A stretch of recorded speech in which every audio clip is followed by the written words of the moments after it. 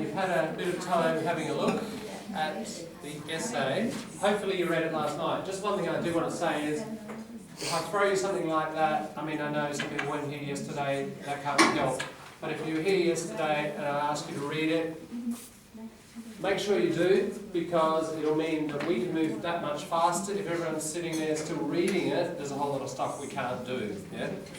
So if I'm setting a task, it's usually to speed up what we can get through in here. And we've got so much to cover. We've got so many plates to spin and how to learn how to spin them that you need to keep up with the task. Okay, so okay, we're going to look at essay structure. We're going to use this as an example, and we're going to discuss how much this follows the classical ideal pattern. Here's the classical pattern. An essay, doesn't matter if it's argument, explanation, description, whatever, has that sort of shape. Wide, narrow, wide again. It's like an hourglass. You know, the old time clock with the sand going through it? It's narrow here, it's broad, and it's broad. So we start off usually with a broad statement. Broad, general statement. Yeah. And the first the first section, introductions are often one paragraph, but it could be two, it could be three, it could be four. You're writing a PhD, yeah, 80,000 words or so to 100. It might be several chapters, mightn't it, the introduction? So even a PhD will follow that pattern. So are you writing a 300-word thing like we often do in here? Or are you writing 1,500 or 10,000 or 20? You know, it'll still have that shape. Hi, Juan, would you mind just shutting that door, keeping the sound out of this? Thanks. So the first section, let's just say with a short. We'll look at a short essay, paragraph. I'll just refer to it as a paragraph, but it may not be. It narrows down. It gets more specific. The second sentence will be a bit more focused. And the last sentence, or couple of sentences, of the introduction, we call the thesis statement.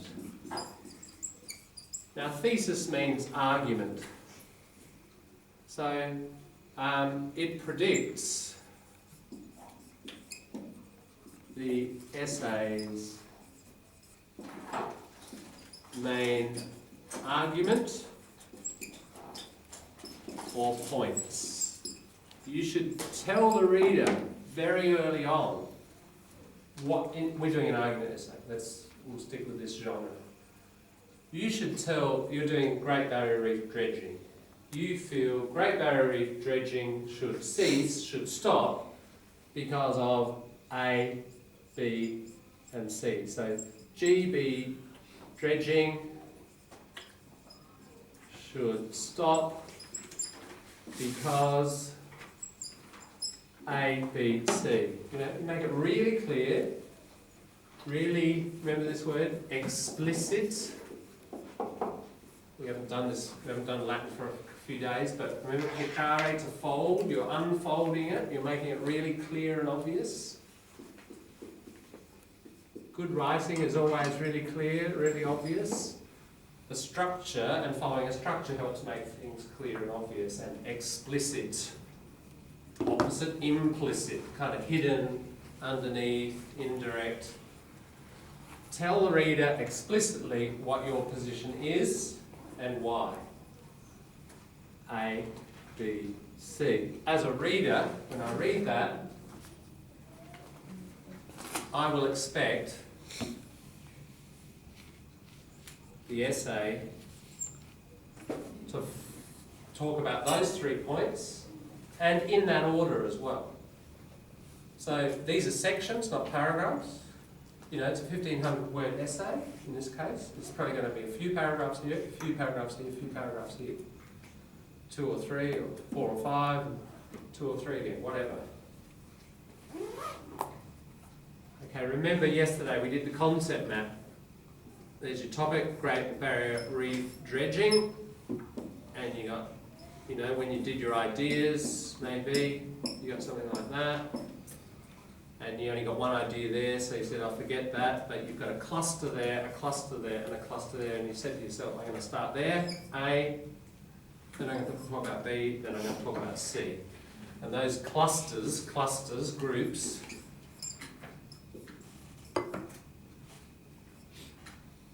they become your paragraphs. And remember, I did suggest within the cluster, that's my point 1, that's my point 2, that's my point 3. They could either become paragraphs or points within a paragraph. So that's sort of relationship between the concept map and your body. Okay, so that's the basics of the introduction, and we'll look at how this writer does it in a minute, and I'll throw you another couple, and we'll look at how quite good writers who've done well in this course have done it in the past. As I said, they're not going to be perfect. Sometimes, oh look, there's a thesis statement missing, or only half one, or there's all sorts of things. We can discuss that. Let's imagine there are 2 paragraphs there. So I'll just use a different colour maybe to represent the section differences. There's a section change there, there, there, and there. And the blue lines are different paragraphs. Okay. Within the paragraph, maybe we've got 2 paragraphs there. And they represent, well look, I'll put 3 because I've got 3 here. Yeah? So we've got A1, that's section A, 1, 2, and 3. So those are 3 main points I want to make. Now in an argument, you're going to have, you've read a lot of research, lots of different websites or articles, and that one, the information in that, you're basically going to summarise parts of that, and you're going to put your information in there. Maybe it's something like, the first thing you want to say is, look, we've already lost half the reef. We've got to absolutely, maybe your first point is, the reef is in danger, so why should we be doing any more interruption on it? So that whole piece is about the reef in danger, and the different ways it's in danger. Okay, so if we take the first thing here, you might have a piece from the CSIRO, who's the main scientific government body in Australia, and you've got data about 50% of the reef gone. That's basically what you want to say in that paragraph. So you're going to have to summarise. The basis of an essay, even an argument essay, is a whole lot of summaries, isn't it, from experts. You've got a whole lot of experts, hopefully with good reputation, that's been part of your research process, and you're going to argue, but you're not going to go and do the research yourself. It'd take you years, wouldn't it? That person, you read somebody's article, and they took 3 years to do that research and find that 50% of the reef's gone. You don't go and do it, you use other people's labour and work all the way through it. And you kind of sew all of those things together. My metaphor here is, it's like this, it's like the bricks in the wall. There are lots of little summaries all the way through of a whole lot of experts' work. Your job is to lay the bricks, isn't it, and put them in the order that you want. That's your decision and your plan as a writer, and what evidence you gather as well. But in other words, a lot of what is being said in an essay, even when it's your argument, is other people's ideas. The majority of it is other people's ideas. We will look at how that's done in this essay. The point is, you have a paragraph here, and maybe that's the main thing you want to say, and you use that bit of data and maybe another bit. Okay, in that paragraph, I'm just going to draw kind of a line like that. That's your first sentence. And that first sentence, same in that one, it could be a long or it could be a short sentence, no rule about the length. That's called the topic sentence. Who's heard of the topic sentence before? It's pretty standard, yeah, in essay work. Okay, good to see quite a few people know it already. That's the main idea of the paragraph. It's like a summary of the paragraph. So when the reader reads that, they know what the rest of that paragraph is going to be mainly about. Think of the essay as a journey. You've said here in the thesis statement, this is the direction I'm going. I'm driving to Melbourne, I'm not driving to Perth. Okay, so we get on the road to Melbourne. We know we expect to end up in Melbourne, don't we? Good writing helps the reader's expectations. So when we get to here, this is like a little sign that says border town 20 kilometres. We expect in about 10 minutes to be in border town. And we feel happy and comfortable because we're getting all these little signposts that help us expect and predict.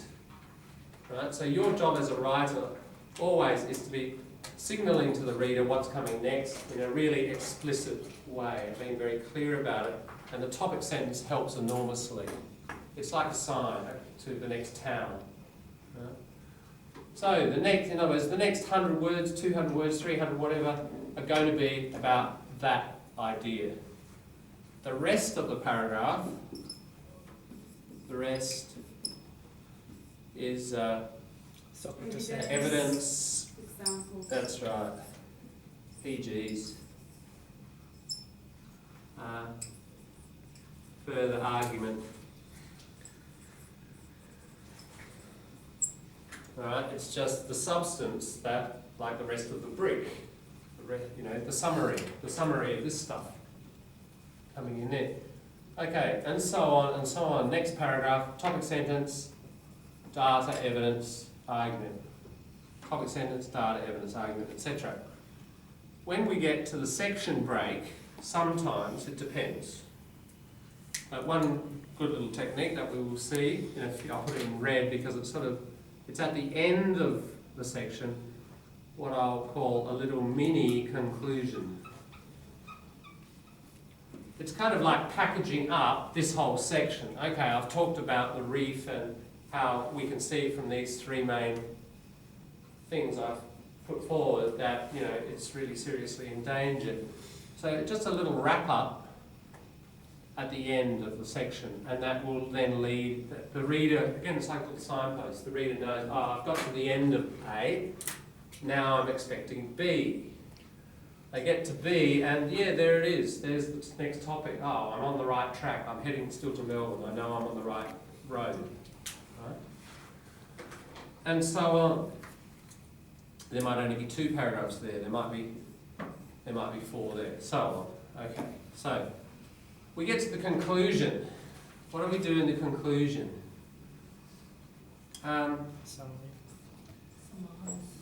Yeah, it's a summarise and it's a synthesis.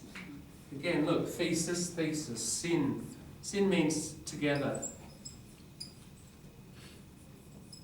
So basically we bring it all together again.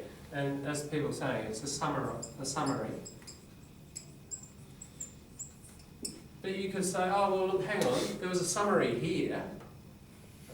I'm just saying the same thing again here. A lot of people struggle with, how do I make this different? How do I make something a little bit new? We can add our opinion. True. Your opinion will be here, but I want to suggest right from the start, your opinion will be here, it will be here, it will be here, it will be here. It will show all the way through. It will be particularly clear at the end, but you'll show your opinion all the way through.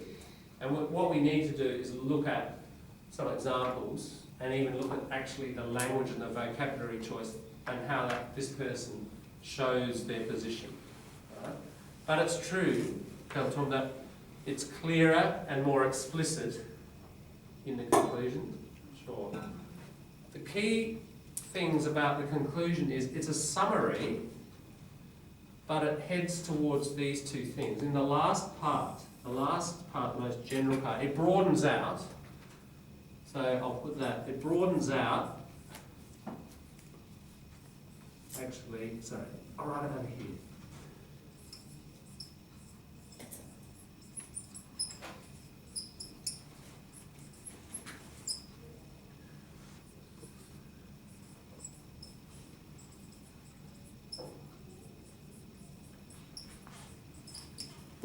in your conclusion, you either recommend something, one thing, two things, five things, whatever,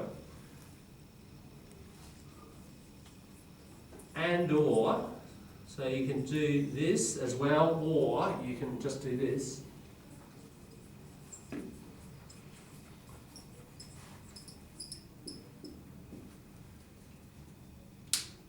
So, what you do is you summarise, but you summarise in a way that you're conscious of heading towards this final point, which is quite broad, and it focuses away from dredging, in this case, say, to just generally, I'll give you an example.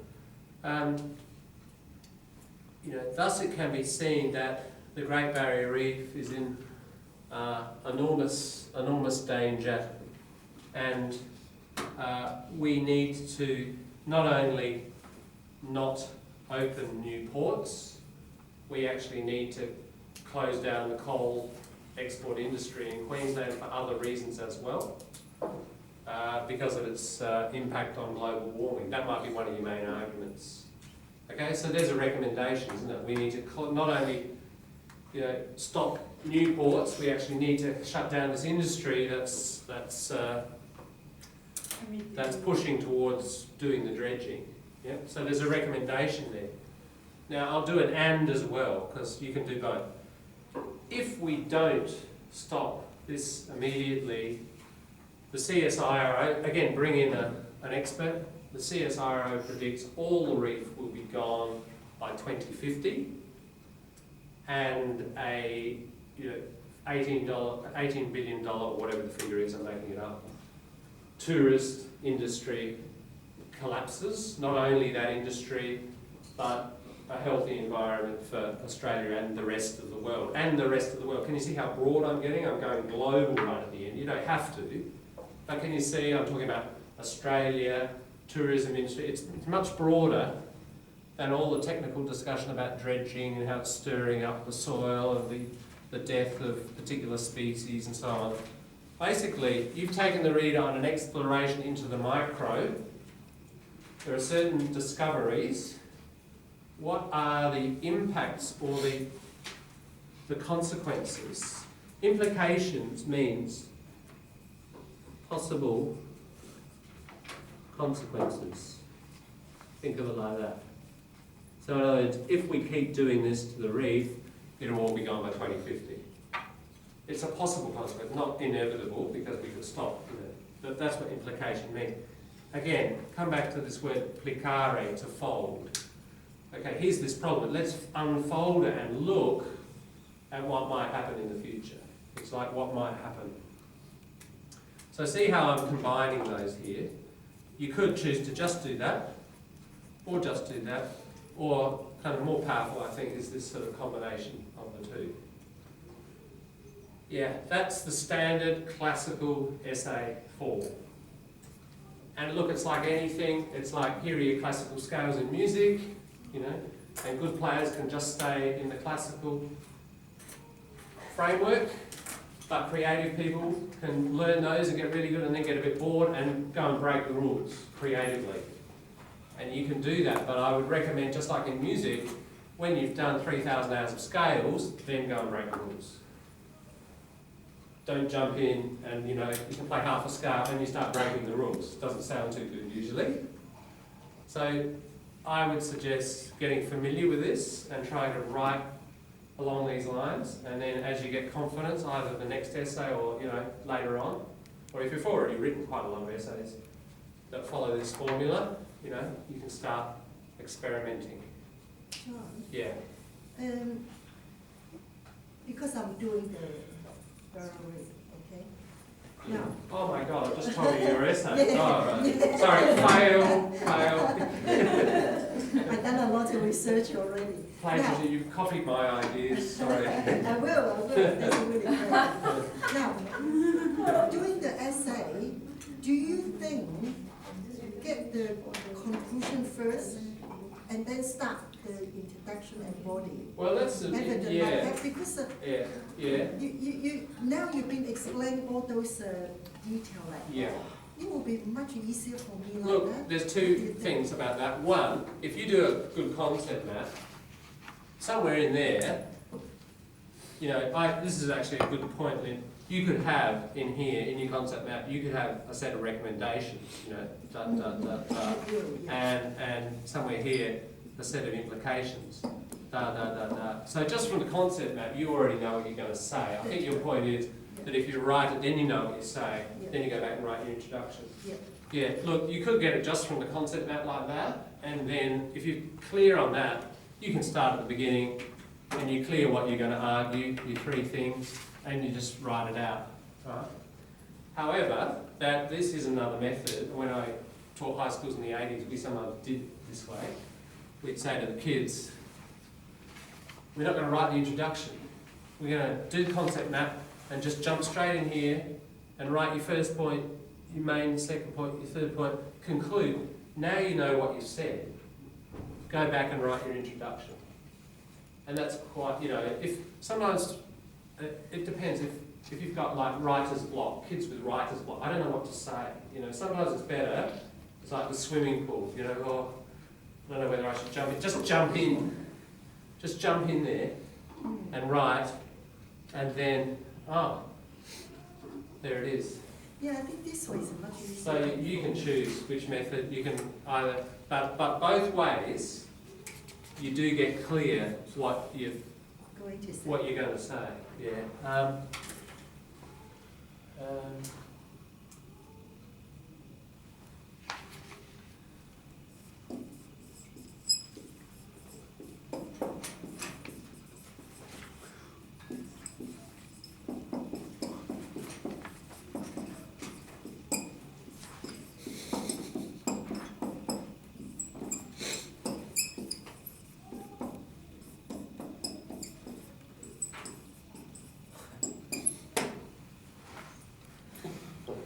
Kind of related to that. That was a famous statement from like a 15-year-old girl in the United States somewhere back in the 80s when this method is called process writing, where you just write and write.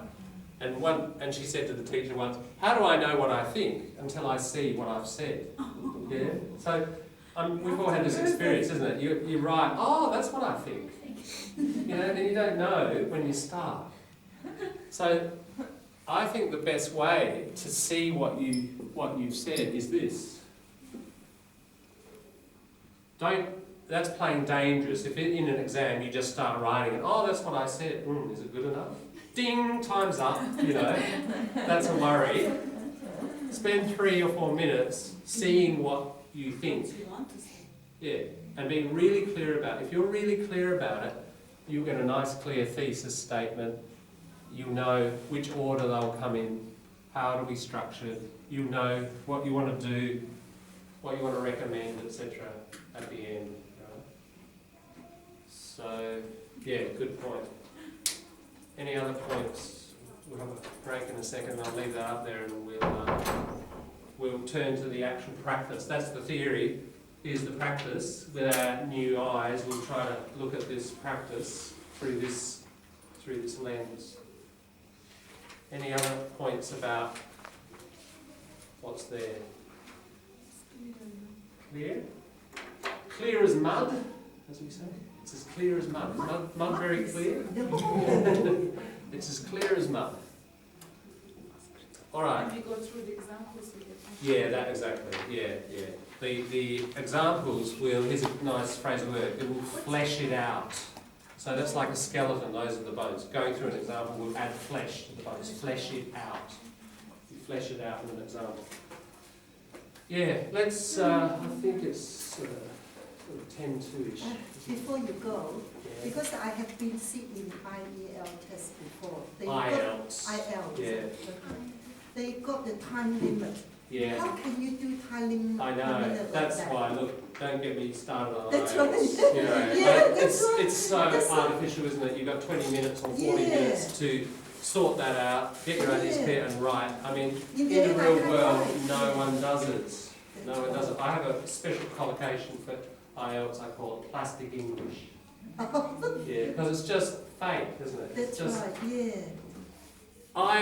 we're talking about teacher registration. I gave a workshop at a teachers' union conference about 4 or 5 years ago, and it was for how do they call it? For overseas trained teachers. And I was doing something on slang, but this issue of IELTS came up. And I was expecting the audience to be non-English speakers. However, I kind of got a bit of a surprise because there were a few people from England and South Africa and Canadian, and they were in the audience too because they're overseas trained teachers. So that was fine. And we got on to IELTS, and when they come to get teacher registration, they have to pass IELTS as well. And 4 out of 5 of them have failed IELTS, getting level 8s and 7s. You know, so native speakers, educated, they're teachers and experienced teachers, they had failed getting level 7s and 8s. Because, as I said, it's its own little universe with its own little plastic rules, and you just have to practice that stuff and practice, and you know, it's not an indication necessarily. Those people are extremely competent natives, educated natives in English, but they're getting these, you know, I think after the second go or whatever they got it, but the first time they didn't pass. But quite to be honest, they're doing this way, they're ruining a lot of people's confidence though. Sure, it does. After that, like hugely, me, after that almost 10 years, I'm not touching English. And I'm Right. No, so that's a really interesting point. That's Yes. Something. Why is it globally so famous if it's like not the best way? As I Because said, of this business. don't get me started on IELTS. Look, if you've got $1 million, where would you put it? You're a global capitalist? Well, you could put it into cocaine, methamphetamine, you know, weapons, the high profit rates. Put it into IELTS, you'll get an even better profit rate, you know. Oh, no, I know what it is. Yeah, Look, we pay a lot of money for Can you that. think of a global company in any area that has a total monopoly, right? And squeezes, I've done the calculations with a friend of mine who's an IELTS mark. She gets paid $60 an hour. You guys have to pay $330, I think, to do it. Yeah.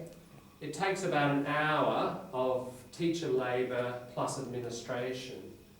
Actually, no, a little bit more. We're adding admin. We said it cost $100. We calculated. That's the cost. They get $330. So it's like a 300% profit rate. Well, I don't think the cocaine industry gets a 300% profit rate, you know, or selling illegal weapons to, you know, wherever.